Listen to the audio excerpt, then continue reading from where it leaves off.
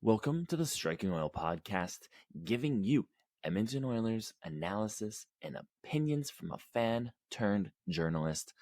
I'm your host, Caleb Kearney. By day, I am a carpenter, and by night, I am the site editor over at the Edmonton Oilers team site at the Hockey News website. Thank you for joining me today. We've got a couple interesting topics to talk about today. First of all, we're going to talk about that Heritage Classic win. I'll give you a quick couple of my thoughts on the game. I had an article last night, sort of a quick post-game reaction come out. Plus, I'm going to have a takeaways article come out in the morning, probably before you listen to this, so look out for that. I'm going to talk about 3 Bakersfield Condors who should be called up, and 3 Oilers who should be sent down, or 2. Because the third one I'm going to talk about is injured, potentially, although we don't know exactly what. And then finally, I'm going to talk about some struggling Oilers. So these are going to include some Oilers who I'm not suggesting should be sent down, but just some depth scoring that needs to step up in order to make this team a playoff team. And so I'm going to talk about 3 players. I'm going to mention one other player who I also mentioned in my struggling section. And that's going to be the show. So to kick things off, Heritage Classic. It was a fantastic event put on by the NHL and the Oilers and the Flames. There was a lot of fun things. I only made it to the game. I didn't make it to any practices or anything like that. But the game itself was a statement game from the Oilers. It was the closest thing to a full 60 minutes that we have seen from them. And one of the biggest keys was in the second period, they bent, but they didn't break. Okay. The Flames pushed and pushed, trying to tie up the game. They felt that pushback, and then they pushed back, which is the key thing with this team. What we haven't seen a lot of this season is when the opposition pushes back, they snap a little. Instead of just bending, they snap. And then things get dislodged in some way, whether it's just certain individuals not playing a certain way, but it affects the whole team. It affects the mindset of the team. And yesterday, that's not what I saw. I saw a team that came out ready to play. Connor McDavid was back. He looked great. We also got great games from Evander Kane. He played his typical all over the ice game.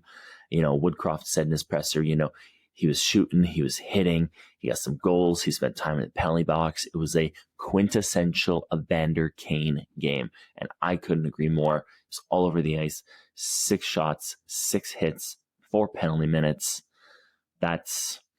4 penalty minutes is actually pretty mild for Kane, to be honest. Draisaitl also had a fantastic game, 2 assists. He was creating chances all over the place, had a beautiful pass for Zach Hyman's goal. Fantastic. Vincent Desharnais scores his first goal. That was pretty exciting. I know the guys were super excited for him. And Stuart Skinner, for a second game in a row, was locking it down. He was just dialed in. And that's, back-to-back games of Skinner just being, his rebound control just being so on point and just so engaged and in the moment. It was fantastic to see. And another big thing for this Oilers team is they got 2 third period goals against the Flames. They have now tripled their goals that they've scored in the third period. They'd only scored 1 up until last night's Heritage Classic. Now they have 3. Are they back? As a lot of them said in their postgame, specifically Draisaitl, he mentioned it more than once. It's just one game. We got the win. It's just one game. Now let's get another one and another one and another one. Let's just line them up now. Okay, this is just one. We're not going to dwell on this. We're going to celebrate tonight because this is a special event. A bunch of families here. It's a great environment. We're going to celebrate, but then we're going to come back to work and we're going to do our best on Thursday. So that's, in a nutshell, that's how the Heritage Classic was. It was, just for my personal experience, it was interesting. It was sort of like going to my first game as press all over again. There was a whole bunch of things that were just new and different, and it wasn't at Rogers, obviously. It was at Commonwealth.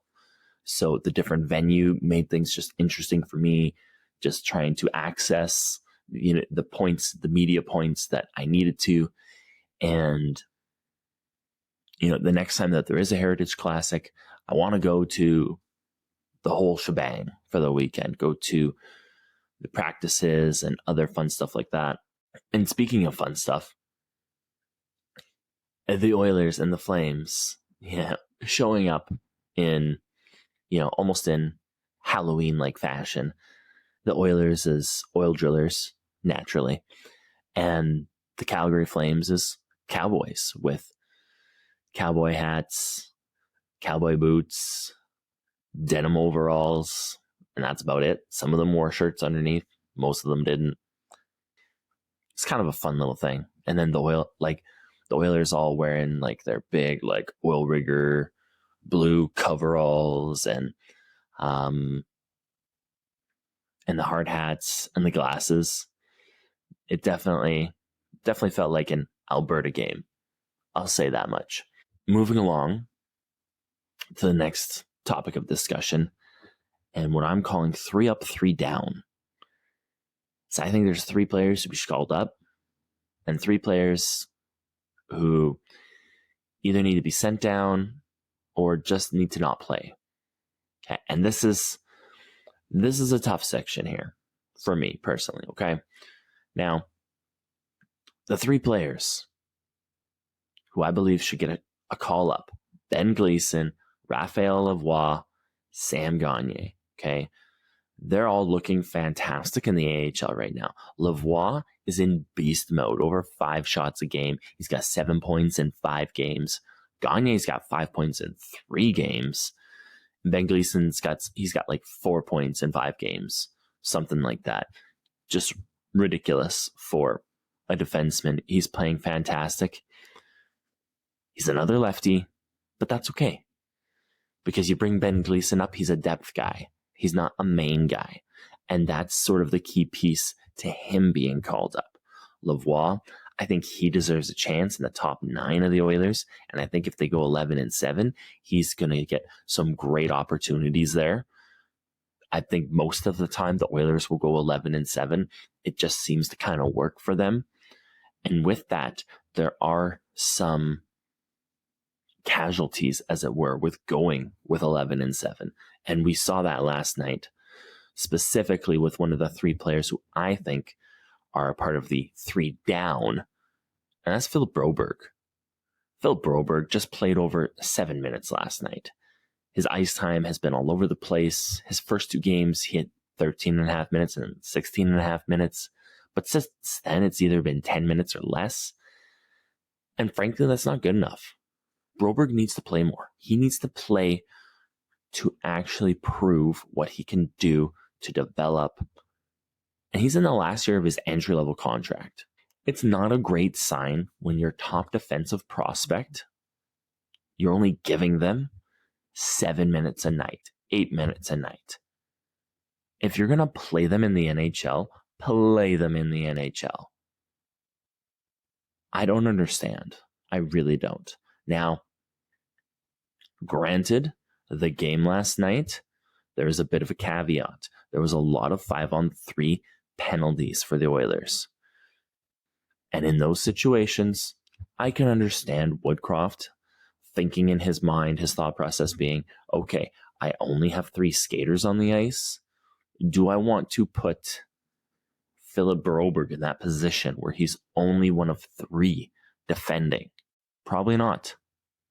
But that also leads the train of thought to the place of, if you can't have enough trust in your defenseman to play him in that situation, why is that his role? Why is his role, 5-on-5 time and penalty kill time? From what I've seen of Broberg, he's been pretty steady with whatever minutes he's gotten. He hasn't made any incredibly egregious errors. Does he make errors? Yes. Everybody on the team makes errors. Okay. I think that's pretty clear.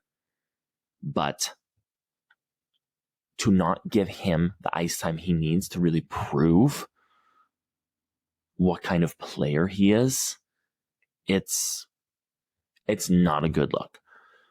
So the Oilers need to make a decision about Philip Broberg. They either need to send him down and play him like 25 minutes at night, or they need to actually give him those minutes in the NHL. Not 25 minutes, give him 13 minutes, give him 15 minutes, but give him more in that range, because he's been playing 10 or less for the past like 3 or 4 games, and it's not good enough. Has Desharnais been playing good? Yes, but something needs to change with defense, because Broberg is getting the short end of the ice time stick, and it is not good for him or the team, especially if they play him more, and then they come into a position at the trade deadline where they need to move an asset to upgrade on defense, and you're going to move Philip Broberg, his value isn't going to be as high if he's only been playing 10 minutes or less a night. Other teams are going to be like, he's like your 8th defenseman. Like, we'll give you a 5th round pick for him. Like, the Oilers can't upgrade anything with a 5th round pick. So that is something that needs to change going forward. The other two in the down section, Matthias Janmark, it looks like he might be injured. His arm was seen in a sling on Friday, I believe it was. He didn't participate in warm-ups yesterday for the game, did not participate in the game as well. So we'll see if we get some kind of statement from the Oilers today on what his injury status is. And I suspect that if there is an injury, I also can see us starting to see some movement, because Adam Ernie is also somebody who should be sent down. He played less than Broberg last night. He played maybe 5 minutes, maybe between 3 and 5 minutes. What I'm seeing for time on ice on different websites compared to what I received as press, the sheet with all the time on ice on it, there's a bit of a discrepancy. So I'm not too sure what that's about. But regardless, Ernie barely played. Janmark didn't play. So those two guys obviously need to get moved around. If Janmark is an injury that's going to be more than 2 weeks, you send him to IR, you get a call up. Ernie's on a 2-way, Ernie or Ern. I don't even know how to say his last name, to be honest with you. Those two guys get sent, or if Ern gets sent down, Adam Ernie gets sent down, my goodness, and Janmark to IR, then you can call up Gagner and Lavoie, okay? And then you're kind of in a situation where once they are up, then maybe you do that first and just give Broberg more games. And then if the coach just isn't in a place to give him more games or feel like he can give him more games, then you just send him down to the AHL. You call up Ben Gleason and you go from there. I mean, it's kind of a sucky situation for Broberg. He's coming into this year hoping to solidify a top 6 place on the team. It was looking like he was going to get a lot of time with Ekholm, and it just hasn't materialized. And that is not, that's not fair to the Oilers or Broberg. Now, the last section, struggling Oilers. Okay. So obviously, I kind of went on a tangent with Broberg there, but again, like PK time last night, he got like 8 seconds or like 30 seconds, like barely anything. And there's a lot of guys who play at least 4 minutes, 5 minutes on the penalty kill. Darnay played 3.5. Like, if you're going to play Broberg penalty kill, play him on the penalty kill. It's that simple. Now, some other Oilers who are struggling, and this is more focused at secondary scoring. Some players that just need to get going. And top one on the list is Connor Brown. Okay, he's got 0 points in 8 games. That offense is kind of the biggest concern with him, but he's still all over the ice. He's still working hard. He's still getting shots. He's getting chances. They just need to start going in. And again, he only played 4 games last year, so expectations for him just need to be at a appropriate level. Now, the other 2 players that there's some concern about in terms of just getting secondary scoring going, Dylan Holloway and Ryan McLeod. Okay, Holloway is playing great. He's getting chances. Similar to Connor Brown, where he's all over the ice. He is doing things to score those goals, to get those chances. And it's just not materializing. So again, is this a problem with the third line? Because these 3 players are all the Edmonton Oilers' third line. Ryan McLeod, Dylan Holloway, Connor Brown. That's the Oilers' third line right now. Do the lines need to be shaked up again? Do they need to mix up the second and third lines a little bit more just to kind of get somebody going? We'll see. We'll see what they do. Fogle was elevated to the top line with Draisaitl and McDavid. They were dangerous all night last night. I'd like to keep Fogle there. Kane with Nuge and Hyman. I think that's a good combination. Maybe you mix up Kane or Nuge or somebody. Maybe you stick Nuge with Holloway and Brown and stick McLeod with Hyman and Kane. And maybe Hyman and Kane can kind of get McLeod going, and maybe just having Nuge instead of McLeod can give Brown and Holloway a boost. Something needs to be experimented with there so that they can kind of get going. I'd expect McLeod and Holloway to get between 30 and 40 points. Right now, neither of them have goals. And they just need more from their secondary scoring. If they are going to be a legit Stanley Cup contending team, they need more up and down the lineup. That's a wrap for our episode today. If you enjoyed this, please leave a 5-star review. Please leave a comment on YouTube. Also, if you're listening on Spotify, you can let me know directly on there what you thought of the episode. Just type in the little box there, and I'll read those comments. And if there's something you want me to talk about, just punch it in there. Same with the YouTube comments. Let me know if there's something specific you want me to talk about. You can follow me on Twitter at @CKearneyWriter. You can follow the podcast on Twitter at StrikingOilPod. Go to the Hockey News website to read the latest articles from me. It's just thehockeynews.com/NHL/Edmonton-Oilers. Subscribe to the podcast on whatever platform you listen to. Like the video and subscribe on YouTube. Please, all the subscribing, all the sharing, it does help out the show and getting it out there to get more people watching and listening.